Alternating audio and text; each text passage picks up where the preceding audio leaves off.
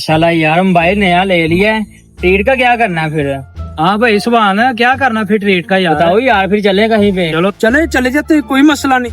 फिर चले लाहौर। नहीं सारुण के यहाँ कुछ तो गड़बड़ है। ट्रीट तो देनी है तो फिर किसी बड़े होटल में चलते हैं। ठीक है, इस्लामाबाद चलते हैं, 5 स्टार होटल में। हाँ चले, अली भाई से पूछ लेते हैं। अली भाई ये क्या देना फिर, कहाँ से ट्रीट खानी है? लाहौर से खानी है या फिर इस्लामाबाद से खानी है, किसी बड़े होटल से? नहीं यार अगर लाहौर गए तो वहाँ पे भी गधा, अगर इस्लामाबाद गए वहाँ पे तो ऑलरेडी गधा चल रहा है।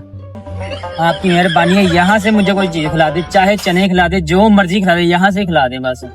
भाई अगर ट्रीट खानी है या लाहौर से या इस्लामाबाद से, अली भाई आप बताएं। आपकी मेहरबानी है, देखो यार लाहौर में और इस्लामाबाद में ऑलरेडी गधा चल चुका है।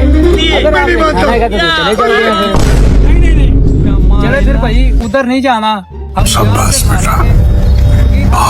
हमने गधा नहीं खाना। ठीक है अली भाई, इसकी जगह हम गधा ना खा लें।